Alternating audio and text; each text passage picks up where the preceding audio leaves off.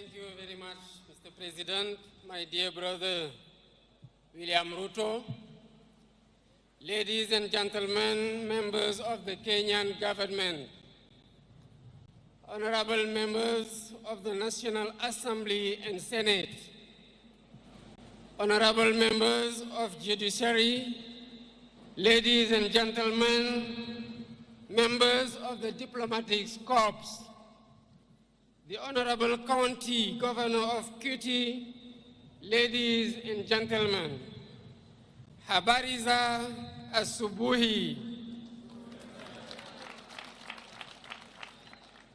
Before I begin, I would like first to take this opportunity to renew the heartfelt condolences of the people of Senegal to the brotherly people of Kenya on the passing of Mr. Raila Odinga, a former Prime Minister and a great leader in the political history of Kenya.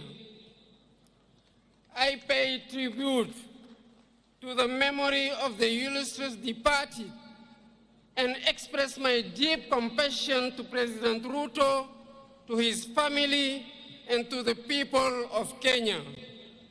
May his soul rest in peace.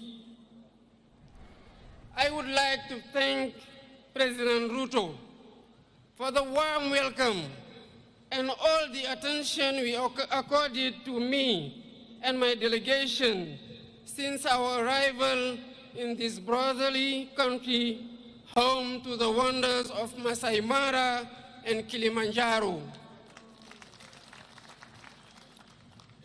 I am here in the invitation of my brother, President William Ruto, as a guest of honor on this day celebrating Kenyan heroes. I express my gratitude to him for this gesture that shows the excellent quality of relations between our two countries. I'm also here because I'm deeply committed to the duty of remembrance. Our heroes deserve all honors. They deserve our respect. They deserve our admiration. The celebration of Kenyan heroes who risked their lives fighting for the independence of their country is a great tribute that commands respect and pride. The members of Mau Mau National Liberation Movement suffered fierce repression at the hands of those whose sole aim was to perpetuate the colonial order. Jomo Kenyatta, Achieng Oneko, Bildad Kagia, Fred Kubai, Kangu Kurungba, Paul Kay, and their companions suffered the worst horrors of the colonial power, leading to the death of thousands of Kenyans, countless arrests, torture, and massive imprisonment. Their fate is a reminder that colonial history is not just about enslavement, but also and above all about struggle, dignity, and justice too long delayed. I would like to seize this opportunity to pay tribute to these worthy sons and daughters of Kenya and African whose memory must be etched out into our collective consciousness. I admire their courage and determination in the anti-colonial resistance.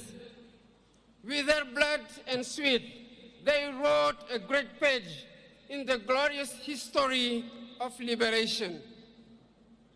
Ladies and gentlemen, colonial repression was not an isolated case in Kenya. We suffered the same in Senegal, where anti-colonial national resistance movements blossomed against the European imperialist powers offensive in Africa. Our fellow countrymen suffered unspeakable repression. For instance, on December 1944 at Charoy Black Barracks, innocent and unarmed Senegalese riflemen, along with their brothers in arms from other African countries, were massacred by the colonial power. Their only crime was to demand the payment of their allowance, bonuses, and other entitlements. This was one of many premeditated criminal acts, and the facts are undeniable. Out of duty of remembrance, truth, and justice, we cannot forget these horrors, nor the sacrifice of our national liberation heroes and founding fathers of our nation. The full history must be recalled. These valiant sons and daughters of Africa must be celebrated because celebration is an educational tool in the transmission of our values and virtues. This is why I initiated a series of activities to pay tribute to all victims of slavery, colonialism, and all past injustice. The first such initiative was to commemorate the 18th anniversary of the massacre of Senegalese riflemen last year. We are preparing to mark the second edition on December next, in communion with the 16 other troops contributing nations to the regiment commonly known as Senegalese riflemen. Ladies and gentlemen, to consolidate these various remembrance initiatives on the African continent, it is vital that we develop synergy in our efforts. I am on the view that to reclaim our history and restore the memory and dignity of these valiant Africans, we need to take several steps, including, first, build monuments and museums in honor of our heroes to serve as open spaces of reverence and remembrance.